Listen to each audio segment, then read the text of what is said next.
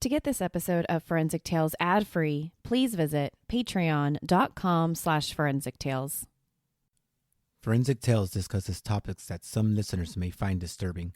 The contents of this episode may not be suitable for everyone. Listener discretion is advised. Rogers, North Dakota is a tiny farm town in the Midwest United States. Not much happens there. Andrew Sadek was your typical 20-year-old college student, a quiet kid who did his homework and had no enemies. On the morning of May 1st, 2014, his roommate noticed he wasn't in his bed. Strange, but not alarming. One day goes by, and his teachers notice. 2 days go by, his friends notice. As the search intensifies, everyone makes a shocking discovery. The small-town farmer's son is not who you think he is. He's actually an undercover confidential informant. And now, he's missing. This is Forensic Tales, episode number 193, The Mysterious Death of Andrew Sadek.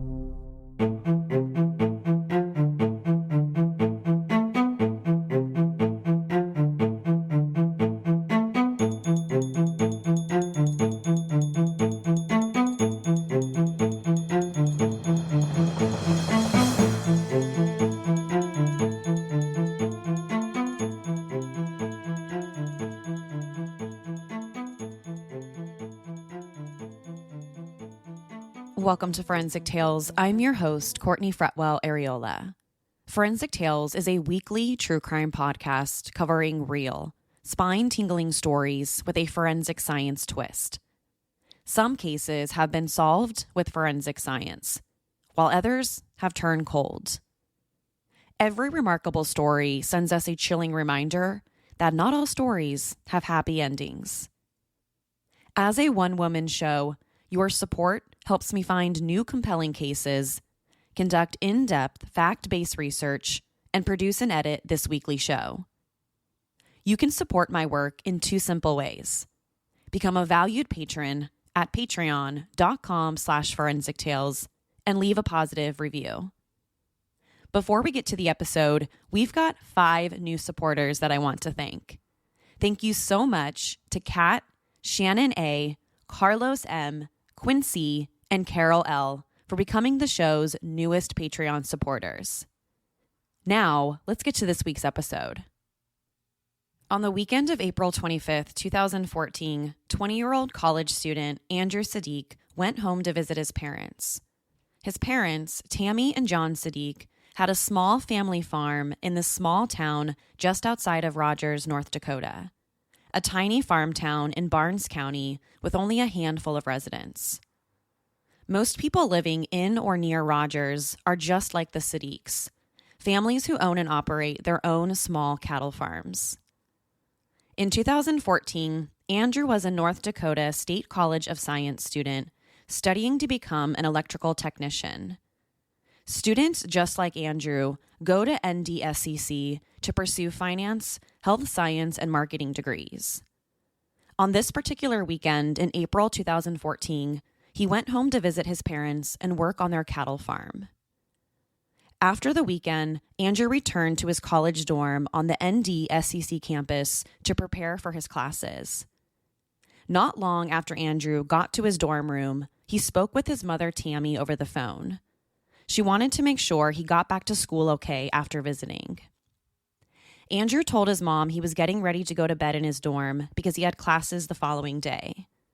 So Tammy said goodnight to her 20-year-old son, not realizing that this was the last time she would ever hear from him again.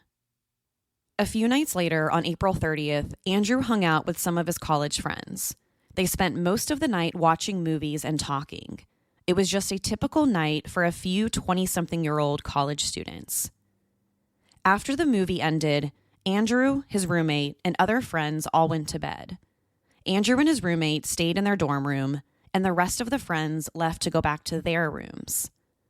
But when Andrew's roommate woke up the following morning, Andrew was gone. He wasn't in his bed across the room. He was just gone. At first, Andrew's roommate thought he might have left to go visit his girlfriend. It wouldn't be the first time that Andrew left without telling him. So initially, the roommate didn't think too much about it. He probably went to go visit his girlfriend, or maybe he just went to go run an errand. So the roommate went about his day. Hours later, Andrew was still gone. Andrew's roommate thought something might be wrong. Not only did Andrew leave his dorm without saying anything, but he also didn't show up to class. According to Andrew's college professors, he was a no-show that day. As soon as the roommate heard this, he knew something was off. Andrew wasn't the type of kid to skip out on class. Maybe other college students might ditch a class or two, but not Andrew. So as soon as he heard he was a no-show, he and a few more of Andrew's friends decided to report him missing to the ND-SEC campus police. After the report was taken, the campus police started by combing through surveillance cameras around Andrew's dorm room. If they could see when he left the night before, maybe they could figure out where he was headed. Fairly quickly, the police spotted Andrew on the surveillance tapes. Cameras at Nortgard Hall, Andrew's dorm, captured him leaving the building just after 2 a.m. on May 1st. Only a few hours after he was inside his dorm, watching the movie with his roommate and friends. He was wearing jeans and a Tampa Bay Buccaneers hooded sweatshirt. He was also wearing a backpack and holding his cell phone. After Andrew left his dorm building around 2 a.m., the police had no idea where he went or where he was headed. The only thing the surveillance cameras proved for sure was that Andrew left the night carrying his backpack. But where he was going was a mystery. Because after that surveillance camera sighting outside his dorm at 2 a.m., Andrew was never seen alive again. Andrew's family, friends, and the police continued the search for him for the next 2 months. But this wasn't your typical missing 20-something-year-old college student search. Andrew Sadek was far from your average college student. And this was anything but a standard missing person search. 1 year before Andrew disappeared, he was an ND-SEC freshman. He enjoyed everything from lake activities to golfing, bowling, and helping his family on their cattle farm near Rogers, North Dakota. He grew up with an older brother, Nicholas, who was tragically killed in an accident in 2005. After he graduated from Valley City High School, he started attending ND-SEC in 2012 with hopes of becoming an electrical technician. Andrew's former teachers described him as polite and a good student. He was never one to miss class or speak out when he wasn't supposed to. He attended school every day, paid attention, and did his homework. His family and friends described him as being shy and quiet. It took a while for Andrew to open up to you, but it was impossible not to become his friend when he finally did. In April 2013, 1 year before he disappeared, Andrew worked towards his degree, but his plans almost fell off track. Sometime before April 2013, Andrew began selling marijuana. Now, it's unclear how much he was selling and to whom, but in April 2013, he made a massive mistake and sold it to the wrong person. Andrew was caught twice selling marijuana to a confidential police informant. The first drug sale happened on April 4th, 2013, and the second was on April 9th, 2013. Both drug transactions were relatively small. The amount of marijuana Andrew sold to the CI was only about $80. But both of these transactions were enough to get Andrew arrested for felony drug sales. Several months later, on November 21st, 2013, agents with the Southwest Multi-County Agency Drug Task Force, or SEMCA for short, searched Andrew's dorm room to see if he had any other drugs. And inside his room, they found a grinder with more marijuana still inside and some cash. The next day, the police brought Andrew in for questioning on November 22nd. He was being charged with 2 felony drug charges and 1 misdemeanor charge. Specifically, he faced 2 felony counts of delivery of a controlled substance for selling drugs to the CI on April 4th and April 9th. and the misdemeanor charge was for another charge related to possessing the marijuana grinder in his dorm room. So all of this is to say that Andrew was in a lot of trouble at this point. During this interview with the police, Andrew was questioned by Deputy Jason Weber. He told Andrew that he was facing up to 40 years in prison for all of these felony charges. Now, this entire interrogation was videotaped and has since been released online. But at one point, the detective is heard telling Andrew, quote, "You are facing 2 felonies, and then, of course, the misdemeanor charge from yesterday. 2 felonies of deliveries since they took place on campus. Both of them, they're enhanced. So they are Class A felonies, 20 years in prison, $20,000 fine, and or both, okay? Potentially, the max is 40 years in prison and a $40,000 fine. You understand that?" End quote. Andrew then said, yeah.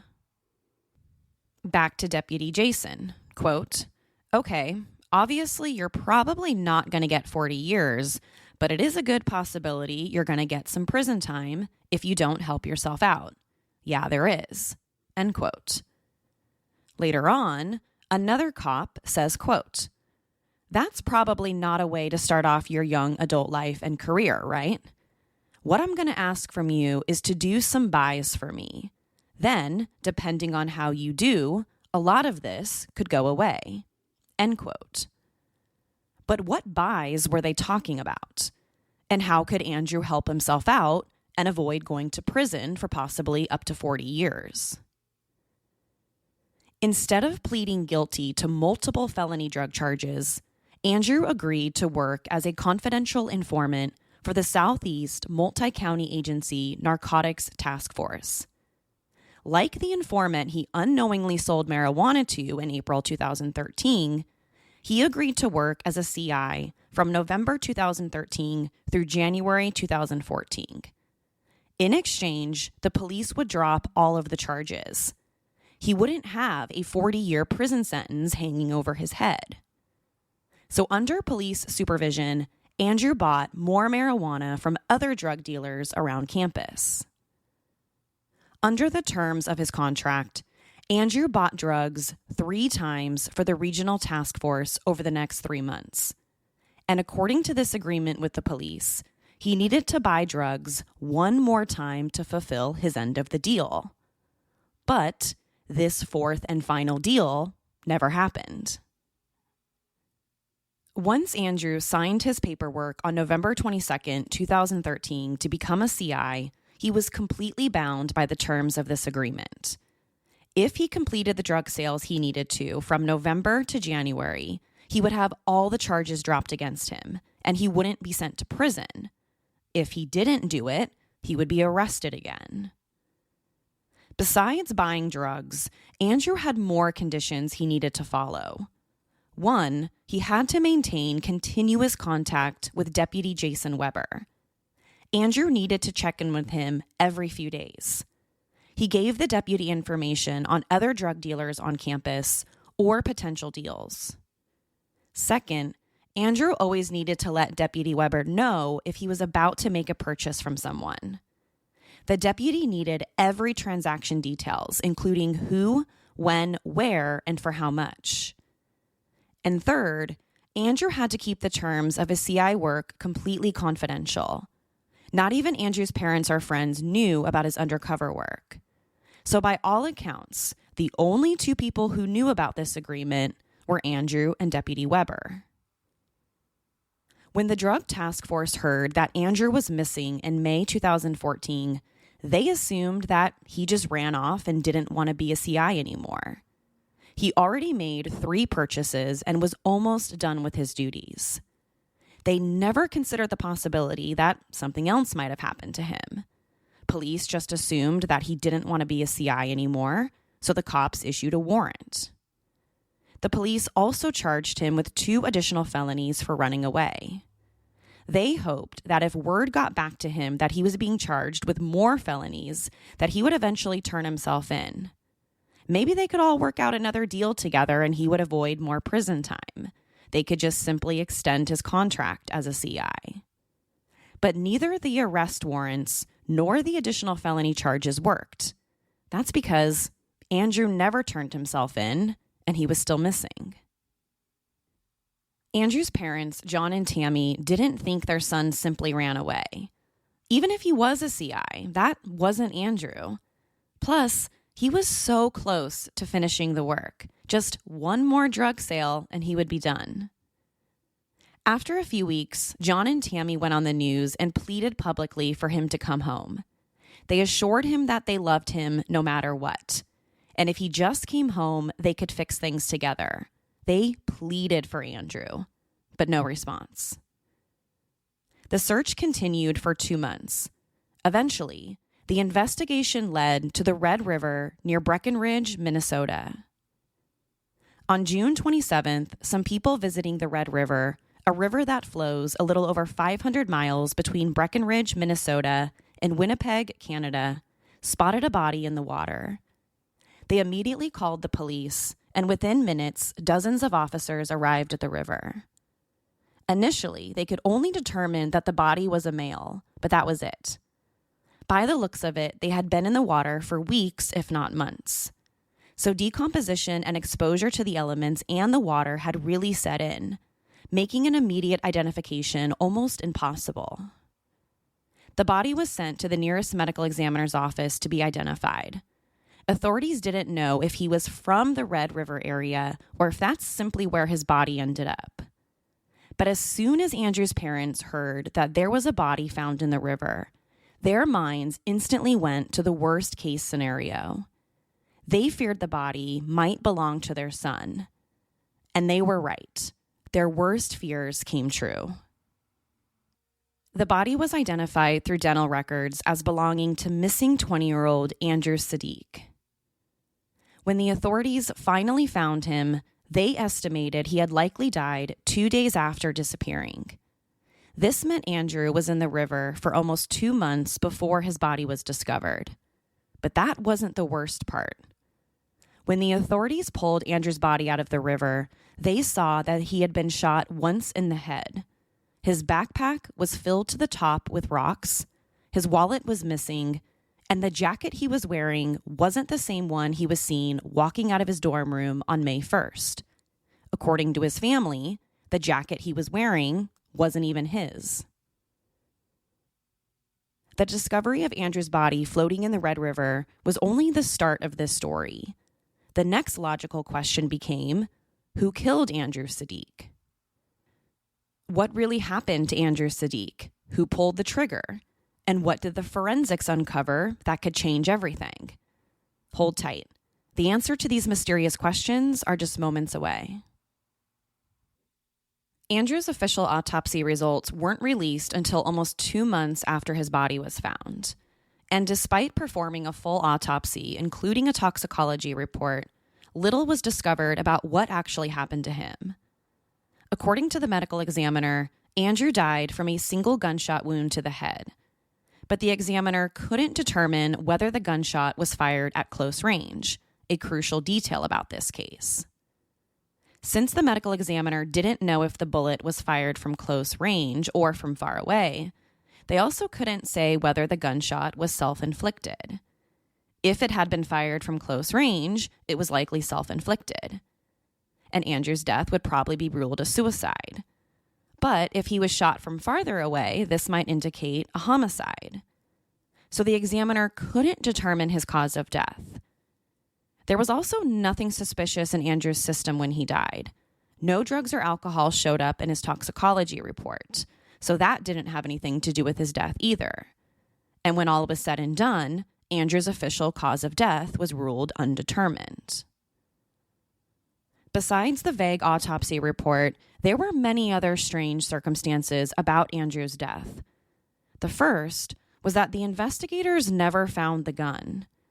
Despite a team of divers searching every part of the river, the gun was never recovered. The second was Andrew's backpack. When his body was found, his backpack was filled with rocks used to weigh him down in the water. So who put the rocks in there? If Andrew committed suicide, did he put them in there so that no one would find his body? Or did someone else fill the backpack with rocks for the same reason? Andrew's wallet was also missing. Did that have anything to do with what happened, or was it accidentally washed away in the river? Finally, there was his sweatshirt. The last known footage of Andrew was on May 1st around 2 o'clock a.m. when he was captured on his dorm surveillance camera leaving the building. In the video, you can clearly see that Andrew was wearing a Tampa Bay Buccaneers hooded sweatshirt. But when his body was found, that particular sweatshirt was nowhere to be found. And according to Andrew's parents, he was wearing someone else's hoodie. So did Andrew change hoodies? Maybe his parents didn't know that he had that sweatshirt and it was actually his. Or maybe he really was wearing someone else's clothing. But if that's the case, why? Right after the medical examiner released its findings on the autopsy, Andrew's parents took to the press. They were adamant their son didn't commit suicide, even though that's not what the medical examiner said. They ruled his death as undetermined. But there was some talk about the police in particular who were about to write this off as a suicide. Andrew didn't want to work as a CI anymore, but he knew if he quit, he was going to go to prison. So basically, to escape all of his troubles at this point, he decided to shoot himself at the river. That seemed to be the police's theory. But Andrew's parents completely disagreed with that. And here are their reasons why. They said Andrew had never once talked about suicide and wasn't even depressed. He never expressed having any suicidal thoughts. He didn't leave behind a suicide note or anything like that. Plus, Andrew had so much to look forward to at the time of his death. His college graduation was only 2 weeks away. He was almost done fulfilling his duties as a CI. He really only needed to make one more drug purchase before he was done and could eventually move on with his life. Andrew basically had everything to live for at that point, at least according to his parents, Tammy and John. But the police weren't as convinced. Although the autopsy results came back as inconclusive for a cause of death, they seemed to think that Andrew might have been suicidal and his parents just didn't know about it. It certainly wouldn't be the first time that a young college student killed themselves, leaving their parents shocked and completely in the dark about their struggles. But Andrew's parents couldn't deny the missing .22 caliber handgun. Shortly after Andrew's body was discovered, his family reported to the authorities that a .22 caliber handgun was missing from their home near Rogers, North Dakota. When the police asked them about where they thought the gun went, they said that Andrew took it. But he didn't take it for the reasons you might expect. They said he didn't take the gun because he planned on killing himself.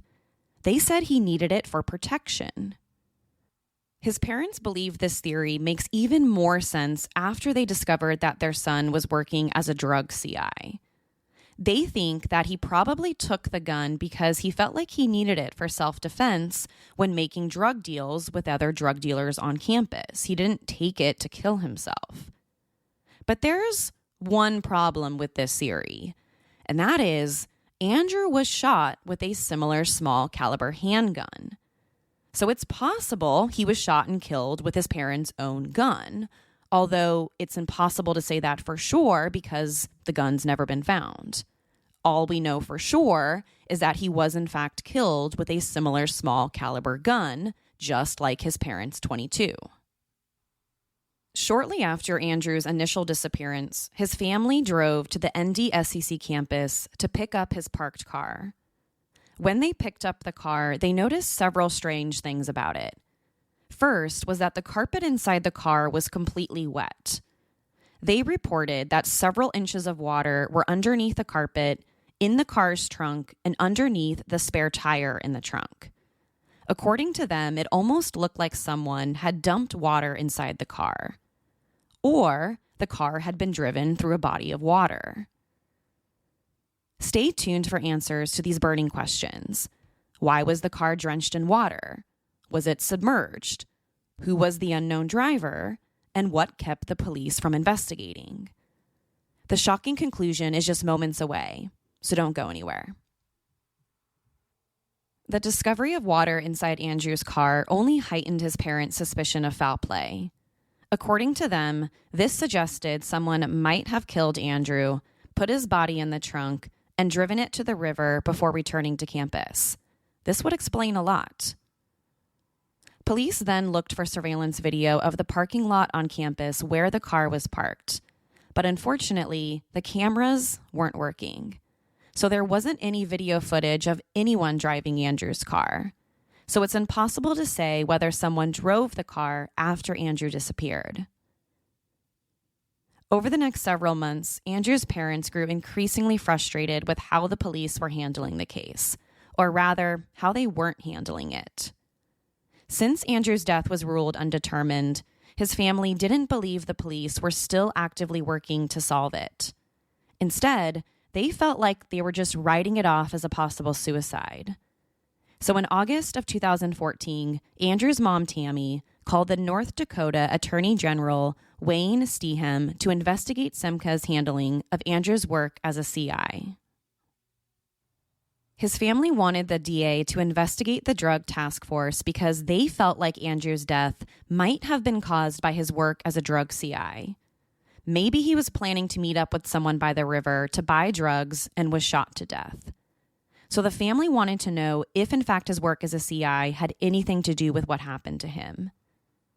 It wouldn't be the first time that someone's either been injured or killed while working as a CI. It's an inherently dangerous position.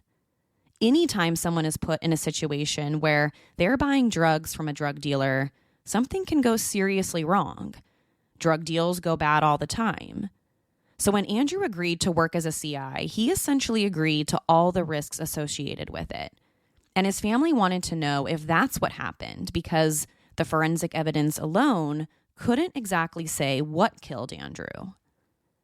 His family believed that their son was simply a casual marijuana smoker and that the police involved him in the drug trade at a deeper level. After hearing the family's pleas for help, the North Dakota District Attorney agreed to investigate Andrew's death and put together a panel of 3 very experienced law enforcement officers. 2 of the officers even came from different states, so they wouldn't be biased about what they uncovered. The entire independent investigation lasted over 6 months, and the final report was issued in early 2015. The independent investigation found that SEMCA, the Southeast Multi-County Agency Narcotics Task Force, didn't do anything wrong in Andrew's case. They followed every procedure and law when working with CIs. And since Andrew agreed to all of this, he understood the risks associated with it. The panel also refuted the family's claims that the police involved him in the drug trade at a deeper level. There was significant forensic evidence downloaded from Andrew's cell phone suggesting that he had been buying and selling marijuana long before he was ever arrested for it. And SEMCA never had him buy more marijuana as a CI than the amount he purchased himself. So when the entire review was said and done, the panel didn't find anything out of the ordinary. SEMCA followed all rules and procedures while working with Andrew, and they couldn't find anything tying his death to his work as a CI. However, the independent investigation didn't stop Andrew's parents from pursuing answers. 2 years after his death, they filed a wrongful death lawsuit against Richland County and SEMCA officer Jason Weber, the officer who offered Andrew to become a CI. In the lawsuit, Andrew's parents alleged that the police didn't fully inform or train Andrew as his duties for a CI. They also argued that Officer Weber exaggerated the 40-year prison sentence just to get Andrew to agree to work for him. Under any other circumstance, he would have never been sent to prison for that long based on a relatively small amount of marijuana. They just told him that and said that he was going to get sentenced to 40 years just to get him to cooperate. After at least 2 separate delays, the trial was set to begin in 2019. But before it could get started, the unexpected happened. Before the trial started, the defendants, Richland County and Officer Weber, filed a motion for summary judgment. Basically, they were asking the judge to dismiss the entire case without it ever going to trial. And after reviewing the entire motion, the circuit court judge agreed. In his ruling, the judge said that Andrew's parents didn't have any evidence proving his work as a CI contributed to his death. And if that's the case, there's also no evidence proving the defendants, which were the county and the police, had anything to do with his death.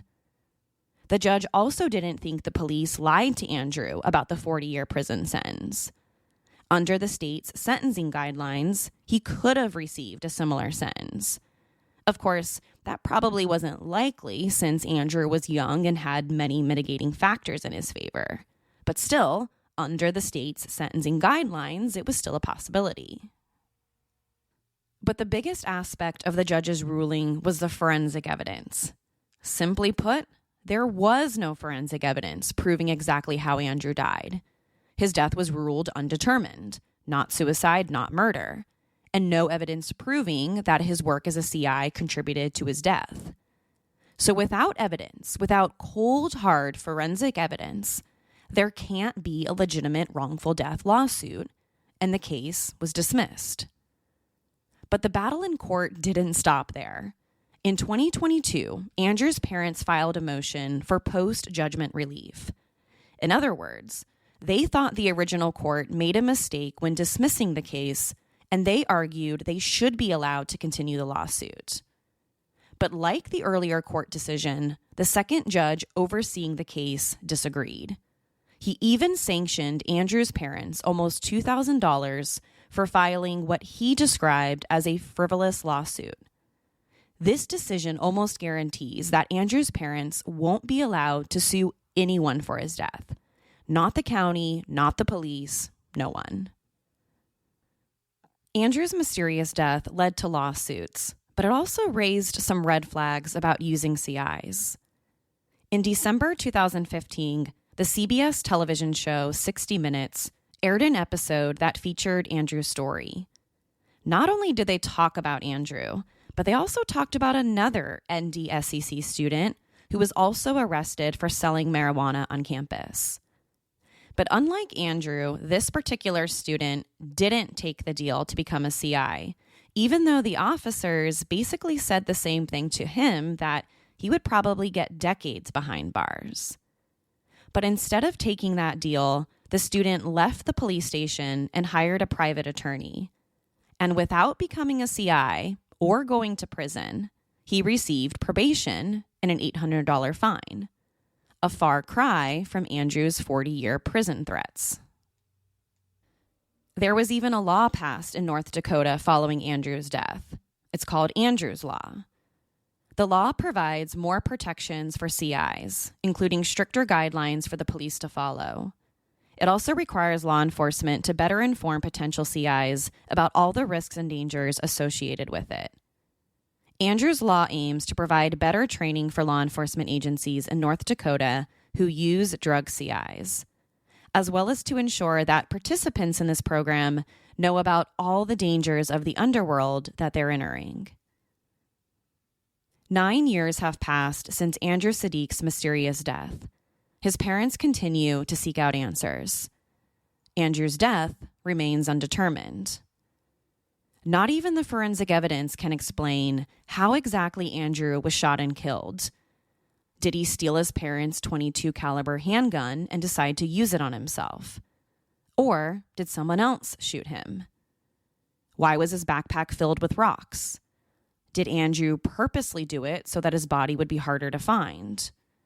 Or did someone else do it for the same exact reason? What about Andrew's wallet? Did it accidentally float downstream? Or did someone steal it? Where was Andrew going at 2:00 a.m. when he left his dorm room that night? And why was he wearing someone else's sweatshirt when his body was discovered about 2 months later? And finally, why was the gun never recovered?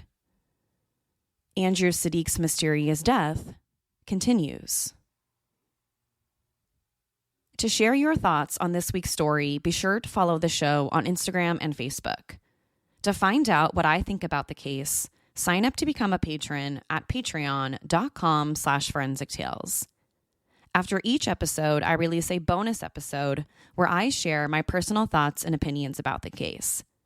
You'll want to listen to this one because I'm going to share with you what I think about Andrew's case. Don't forget to subscribe to Forensic Tales so you don't miss an episode. We release a new episode every Monday. If you love the show, consider leaving us a positive review or tell friends and family about us. You can also support the show through Patreon. Thank you so much for joining me this week. Please join me next week. We'll have a brand new case and a brand new story to talk about. Until then, remember, not all stories have happy endings.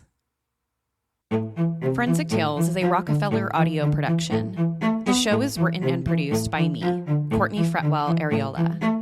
For a small monthly contribution, you can help create new compelling cases for the show, help fund research, and assist with production and editing costs. For supporting the show, you'll become one of the first to listen to new ad-free episodes and snag exclusive show merchandise not available anywhere else. To learn about how you can support the show, head over to our Patreon page, patreon.com/forensictales, or simply click the support link in the show notes. You can also support the show by leaving a positive review or telling friends and family about us.